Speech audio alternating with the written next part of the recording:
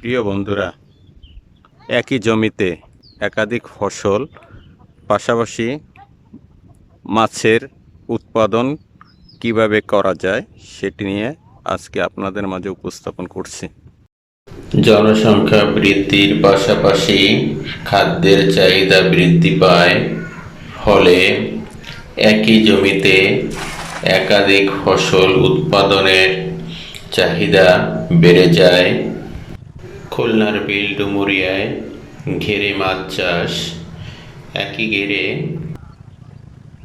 রবি শস্য ও মৌসুমী ফসল উৎপাদন করে খাদ্যের চাহিদা পূরণ করছে কৃষকরা।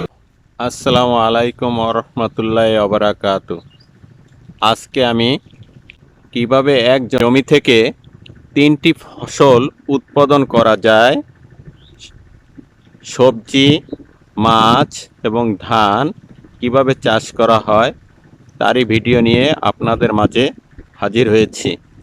ভিডিওটি সম্পূর্ণ দেখে আপনার গঠনমূলক একটি পরামর্শ কমেন্টস বক্সে কমেন্টস করে যাবেন।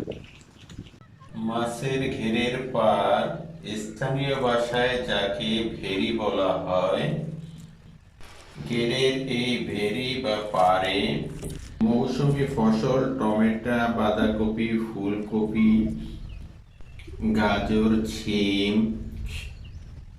লাল শাক, ডাঁটা শাক, পুঁই শাক সহ বিভিন্ন প্রকার মৌসুমী সবজি চাষ করে থাকে। এসব সবজি আবাদ করে মাছের পাশাপাশি কৃষকরা বাজারে সবজি বিক্রি করে অর্থ উপার্জন করে থাকে।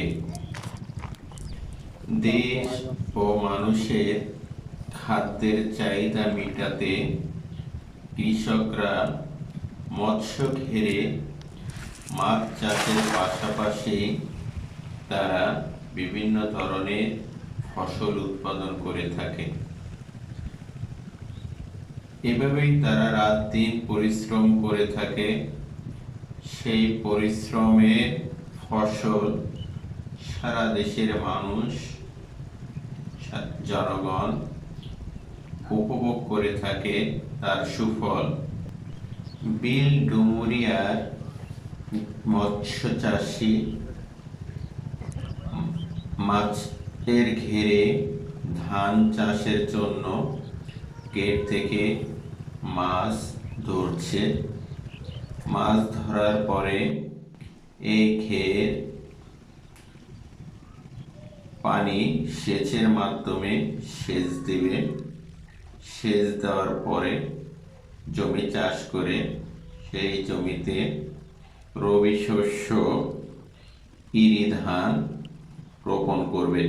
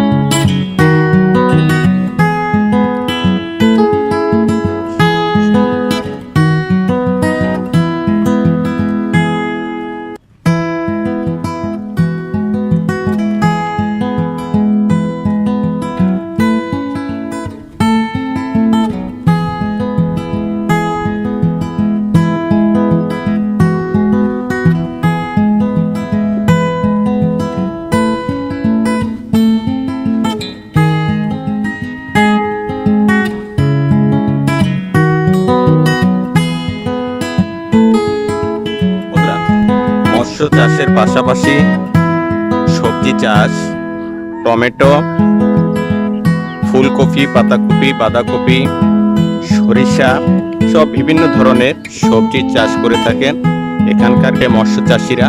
শুধু মাছ চাষই নয়, মাছ চাষের পাশাপাশি সবজি উৎপাদন করে থাকেন।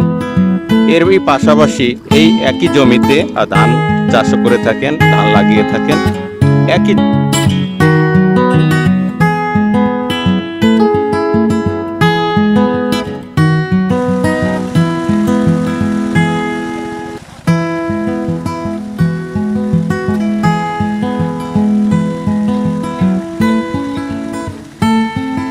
প্রথমে ঘেরের পানি এভাবে পানির পাম্প দিয়ে সেচ করে পানি কমিয়ে ধান চাষের জন্য জমি তৈরি করতে হয়।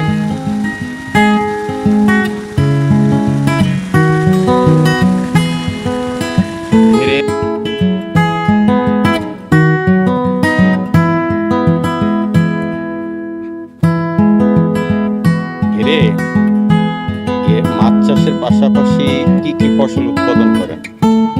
উৎপাদন করে উচ্ছে আর টমেটো। আর কি কি ফসল উৎপাদন করা যায় ঘিরে? আপনার টমেটো বাগান তো দেখলাম খুব সুন্দর হচ্ছে। কি পরিমাণের থেকে টমেটো উৎপাদন হবে আপনার?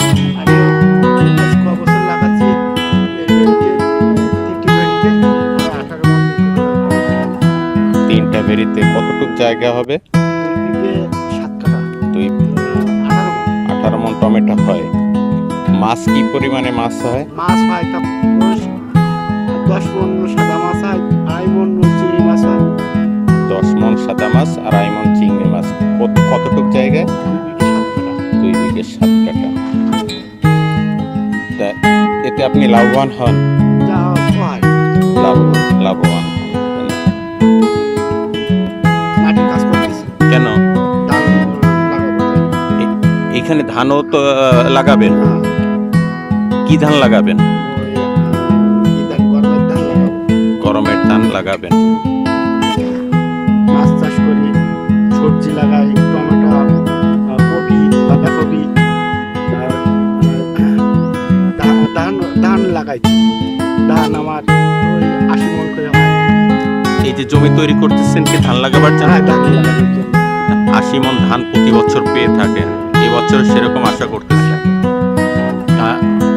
এই যে টমেটো হয়েছে, টমেটো কেমন উৎপাদন হবে আপনি মনে করেন? টমেটো আমার সিজনে আমার হয় 30-32 হাজার টাকা। 30-32 হাজার টাকার টমেটো হয়।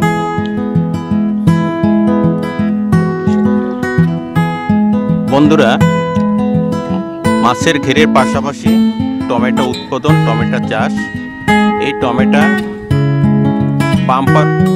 বাম্পার ফলনের আশা করছি টমেটোয়। এই গেট থেকে কি 80 হাজার টাকার মতো টমেটো উৎপাদন হবে বলে আশা করছেন। পাশাপাশি এই যে ধান চাষের জন্য জমি তৈরি করতেছেন, এখানে এই একই জমিতে ঘিরে মাছ চাষ শেষে এখন ছিল পানিটা টানিয়ে এখানে আপনার ধানের চারা লাগাবে। সেই ধানের চারা রোপণের জন্য গেট তৈরি করতেছে, প্রস্তুত করতে।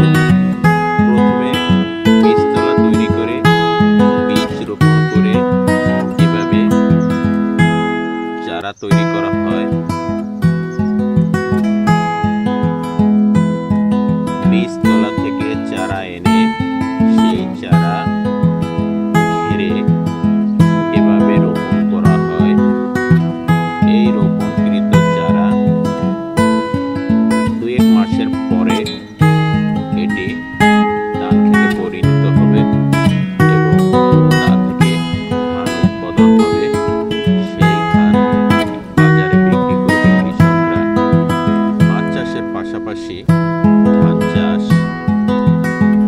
এবং সবজি চাষ করে এভাবে প্রতিনিয়ত কৃষকরা ও মাছ চাষিরা, মৎস্যজীবীরা আমাদের আমিষের চাহিদা পূরণ করে থাকে।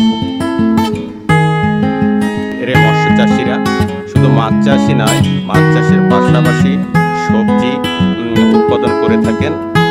এরই পাশাপাশি এই একই জমিতে ধান চাষ করে থাকেন, ধান লাগিয়ে থাকেন।